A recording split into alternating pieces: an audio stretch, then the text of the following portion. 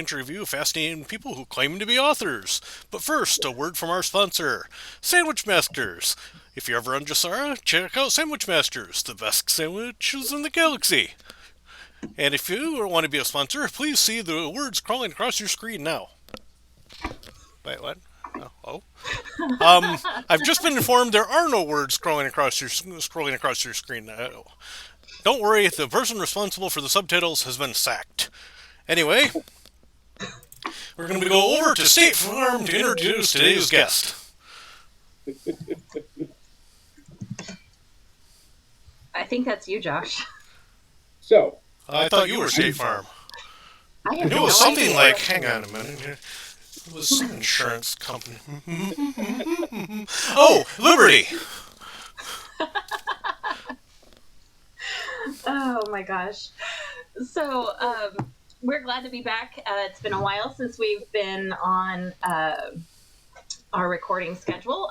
We're hoping to get back to that soon. So I'm Liberty Spidell. I'm one of the co-hosts of the show. And I'm Josh Hart. I'm the other co-host.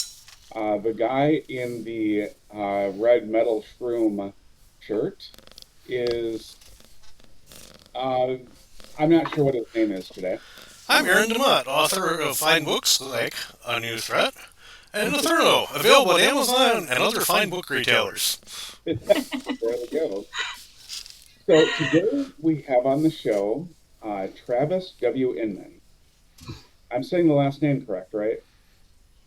Yes. Okay. So Travis grew up in the West Texas ranch country, spending his first 20 years cowboying with different ranches. He had a desire to enter the ministry but could never find the proper fit. After serving for a year as a traveling missionary throughout South America and Mexico, he finally found his place, and it required a uniform. The Army was his next adventure, though short-lived. After a year in the infantry, he sustained a life-changing injury and received a medical discharge. He then found his way into civilian service, where he became a field agent with the Department of Homeland Security, working along the northern and southern border. During his 20 years with DHS, Travis volunteered as a police chaplain and served on the Traumatic Incident Event Response Team, responding to such events as active shooter incidents and deaths of fellow employees. Travis is now retired from law enforcement and is concentrating on his writing, being a grandfather, and traveling with his wife for almost 30 years. If you're looking hard enough, you can find him roaming the world even, searching for hidden treasures, sampling local cuisines, and typing feverishly on his next novel. Welcome, Travis. I really appreciate it. Looks like a fun event. Yeah. So, to get started, it's the Monty Python question. We've got to do it. What is your name? What is your quest? And what is your favorite color? I go by Cap. Cap. What my grandkids call me is Captain, and my quest is to make people's lives better. And my favorite is I think it cut out there for a second. where I said forest green. Okay, there we go. There we go. So, Travis, I see that you just had a new book release just this week. Why don't you tell us about it? Okay, that is Chrome World. Chrome World is the first book of the Earthfire series. There'll be four. They're all done. We're in the editing process now. They should 6 months or so. So we're just going to release one every 3 months. Make it interesting. They're being developed into audio and whatnot, but that's not really what you're asking. So you're asking, what is the book? So the book is about a kid, an ordinary kid. His name is Zane. The only distinct him is how his inability to high school's kid just walking around, bump into the furniture, draw attention to himself, and he's a gamer. He likes Marvel. Who doesn't like Marvel? And so he's an ordinary kid. And one day he's at a gym show in Alamogordo, New Mexico. He touches a crystal, finds himself suddenly standing on the moon in a domed. What the heck just happened to me? He's staring at a theme park. He can hear music playing. He can see people walking around. No idea what is happening. And then he hears somebody screaming in the distance, this loud, intense scream, and realizes that it's him. He who's screaming, and then somehow he manages to release the crystal holding, and he's right back in Alamogordo, Mexico. He has no idea what happened. He has no idea if he physically went there, if it was a mental journey. He has no idea, no context to understand this, and so he just runs out into the desert and is found later by his father. I'm sorry, his foster parents, and so that journey to figure out who am I, why am I here, is there a bigger purpose for me, and all that. So it's a coming of age story, fun, and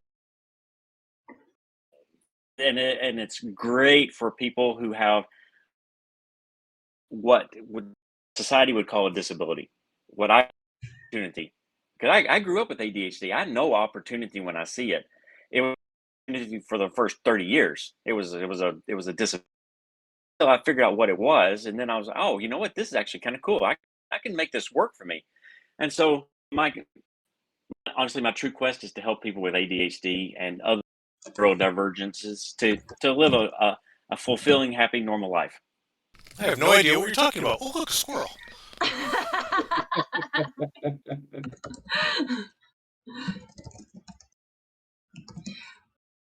And that's great. Aaron. Oh, what is your favorite brand of aquarium gravel? That doesn't sound right. Check my. Let's see here. Oh. Ah, there we go. Do you have a favorite scene or character from this book or series? I do. One of the things I wrote into this is this kid ends up of realities into the universe, steps into a parallel Earth that is three advanced beyond what he understands and knows. So he basically steps into Star Wars. He's just like, what the heck is going on? He has no idea how to put on clothes, how to eat, how to order food, how to walk, how to open doors, how to shower.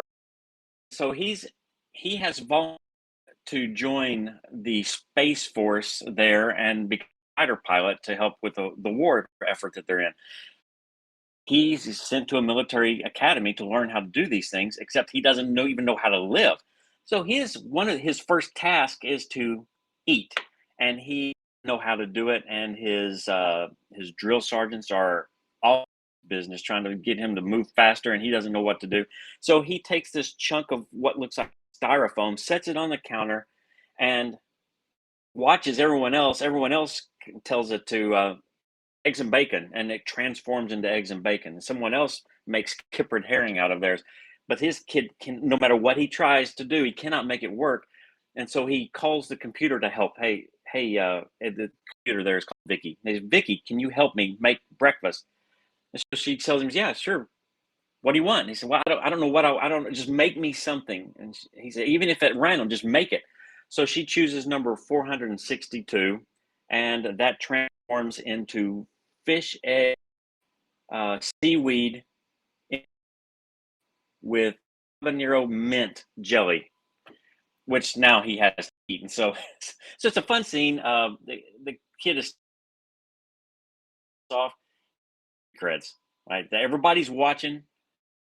If he can do this without, he's gonna be a victory. He's gonna be a victory for him. So I'll let you figure out what happens. But more importantly, do we finally figure out how to use the 3 seashells? There's a trick to that, and it takes a fourth. Oh. Didn't know that. And great reference. Nice. I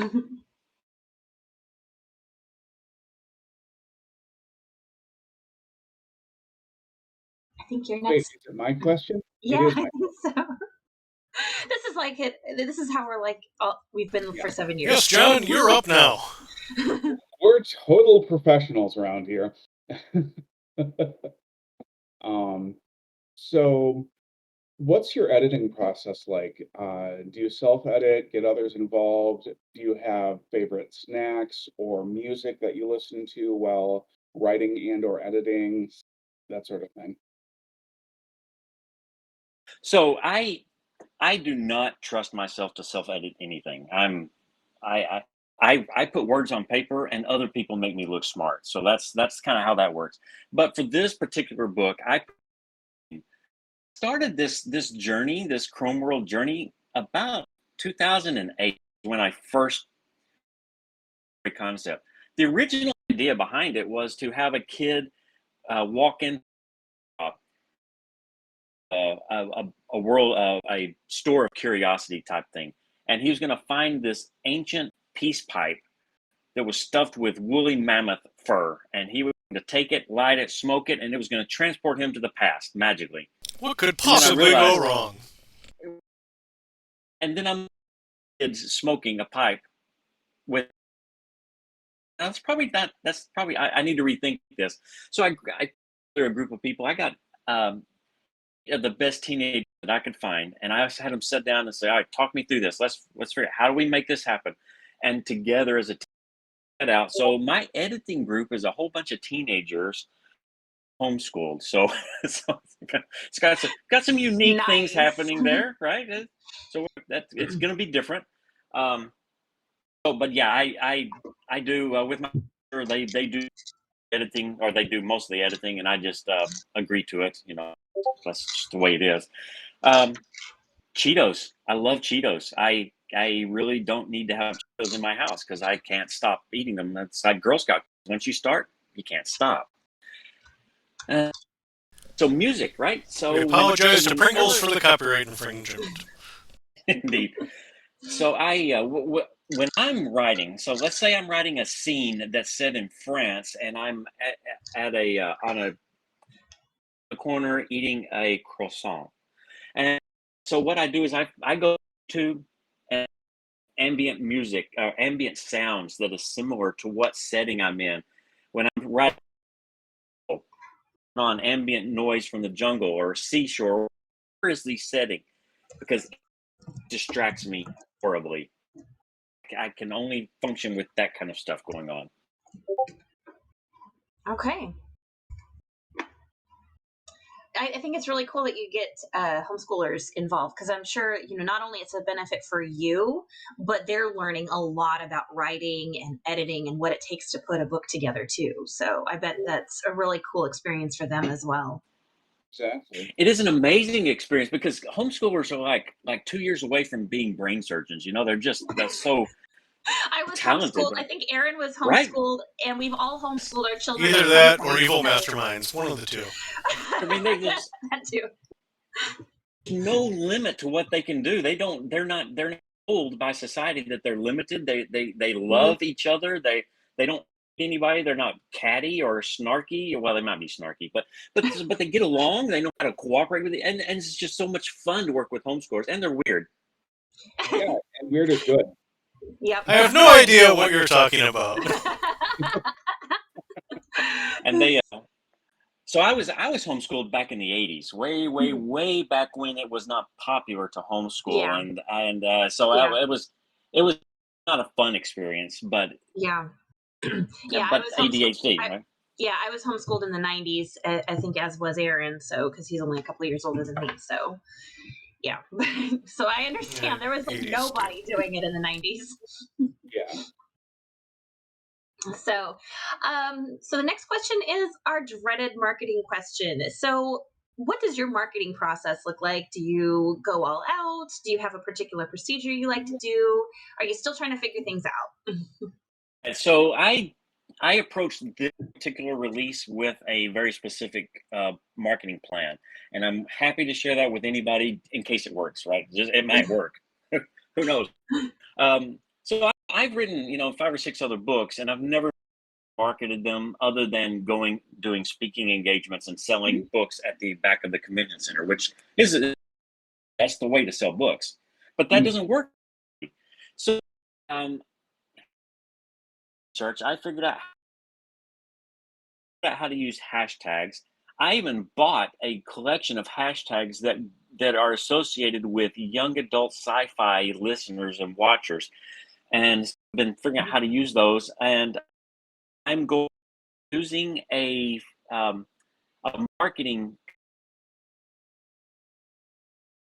there's a local marketing company that will take your it's a we're targeting mobile ads for mobile Okay. phones, and so it'll be I really don't know what form it's going to take yet, but it's going to burst out and it will reach 600,000 people at one time, boom. Hmm. And so you're just hoping that the volume of people that respond will justify the expense. It's not that expensive. I mean, it is expensive, but for considering what you're getting, probably $1,000 to do that. So I haven't actually coughed up the cash to do that yet. Kind of, I'm going to do it, but Yeah. so I'm doing that, and I'm also because it is a school related, because it is ADHD and neurodivergent issues. Because I have a character with who's on the spectrum. I have a character who dyscalculia, which is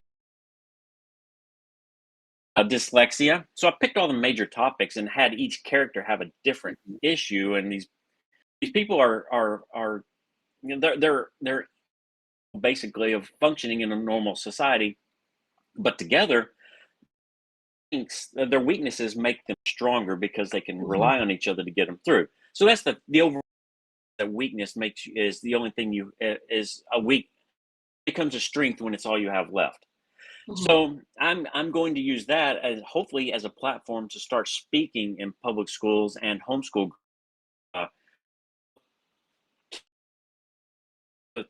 and their parents, because the parents fail to understand exactly what's going on with the kids, and so it's Hmm. they have hostile relationships and or just no relationship Yeah. due to help with that. Hmm. So that's Yeah, I mean, honestly, I'm the mom of a special needs child, and he's got a diagnosis that's similar to bipolar. So, that puts a big strain on our relationship. So, speaking to the parents is really a good thing. I appreciate that. So, Yeah, I think this is a awesome platform to be able to speak to that in a really fun way. Um, so kudos to you there.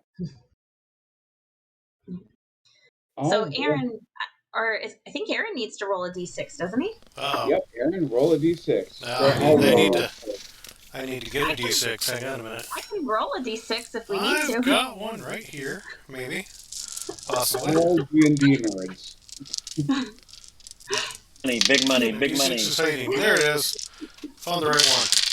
At least it's not the d4 that you lost a while back, right? Oh, I still haven't found that one yet. I'll soon find it. I'll find it in my foot eventually. I just know, but That's what you've been saying for like 2 years, though. I've been lucky so far. I'm surprised you haven't Bad. found it when you've been doing all the work in your office. All right. Anyway, a random roll for today is number 3. Who would be in your fellowship on an epic quest? I'm not going anywhere without Josh. Really? Absolutely. You got Okay. I'm sorry.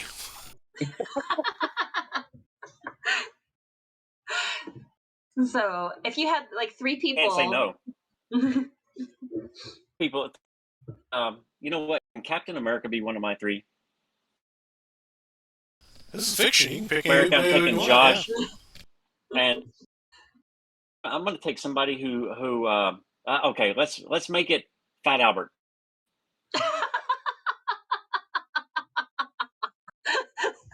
okay, that's unusual. I can honestly say that we have not had that as an answer. Yeah. That is true. That's a new one.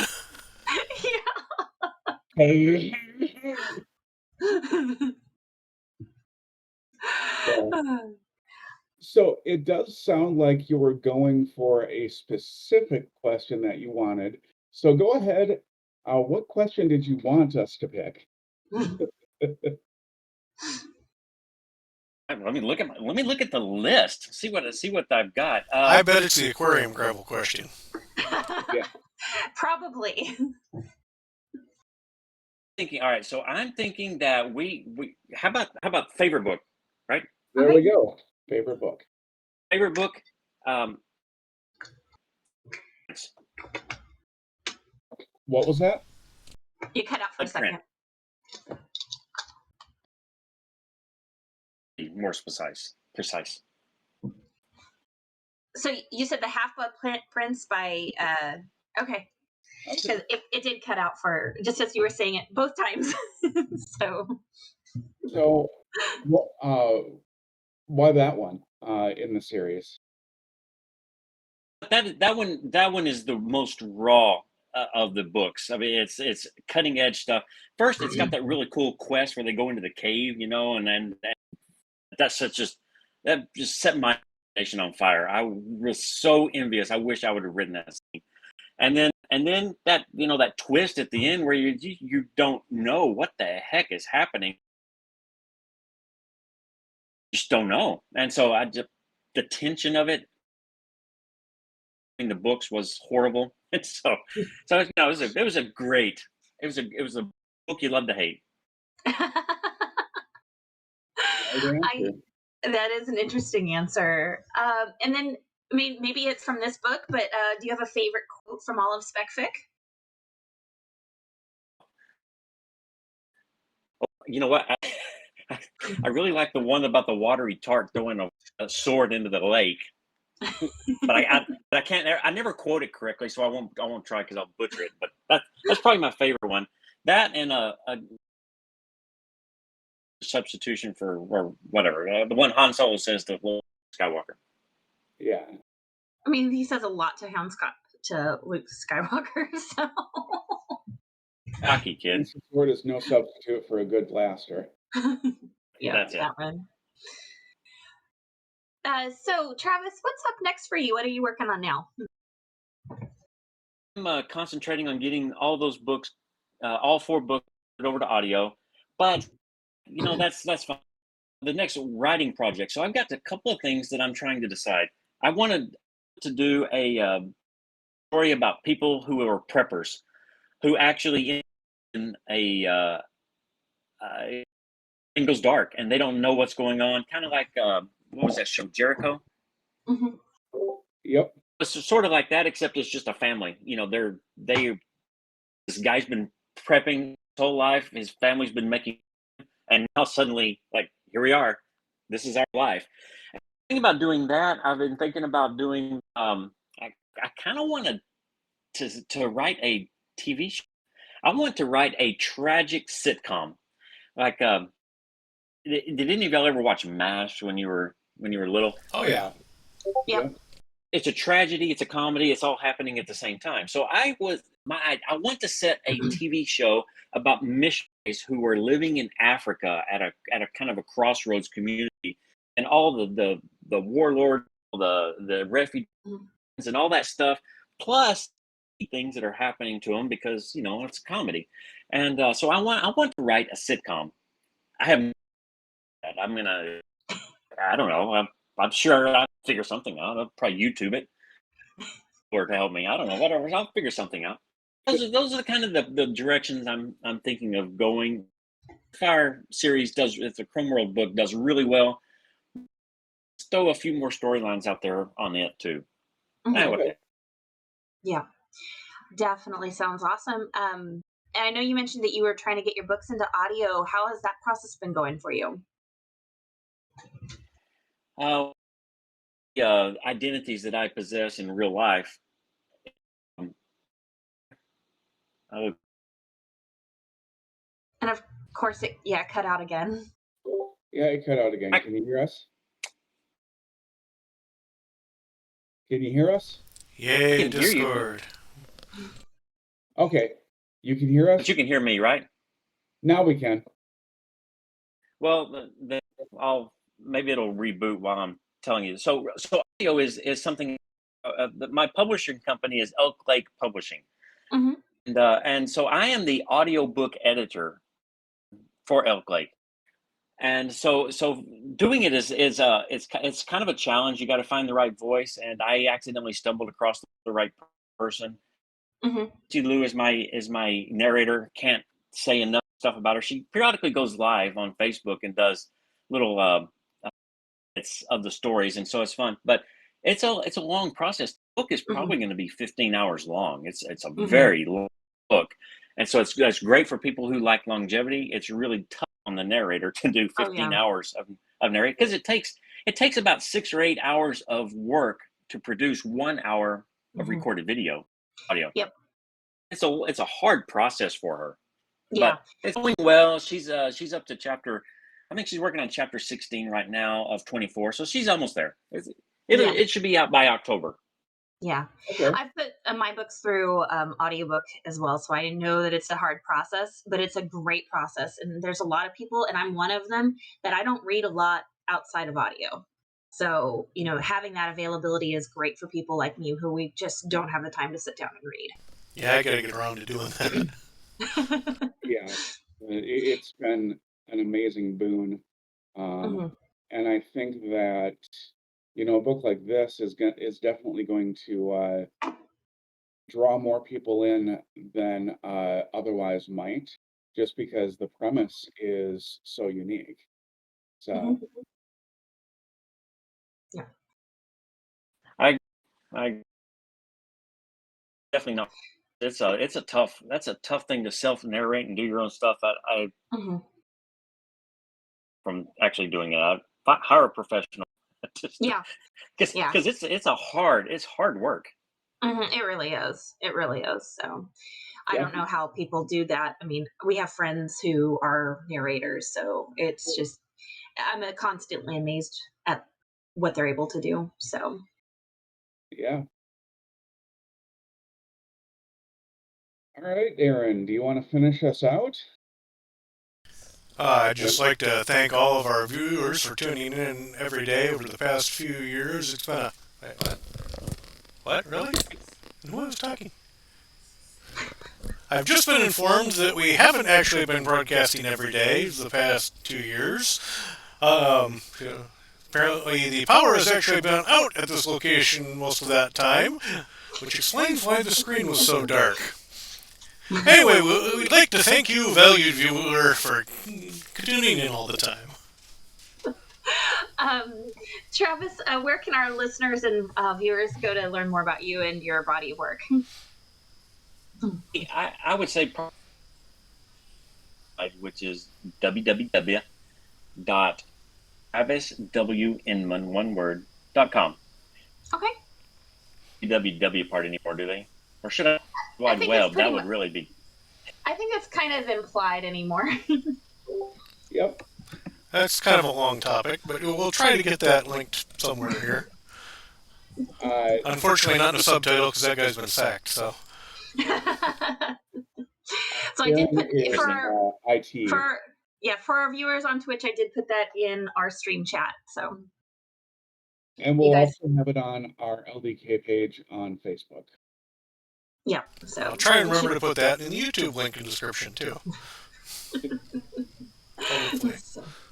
Well, Travis, maybe that guy's been Awesome. sacked too.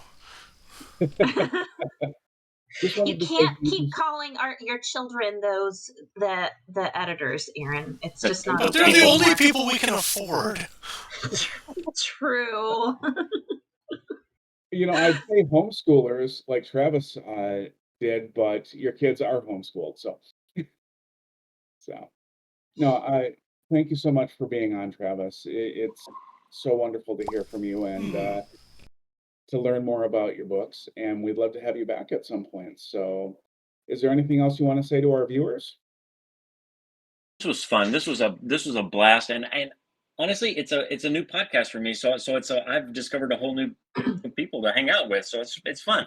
I'm really grateful for the opportunity to be part of your little. Well, Well, thank you. yeah, So we're thank glad to you. have you around. So, And outro. and now we can't hear Aaron. Nope. How about now? Does anybody actually have anything to say before we hit the big red button?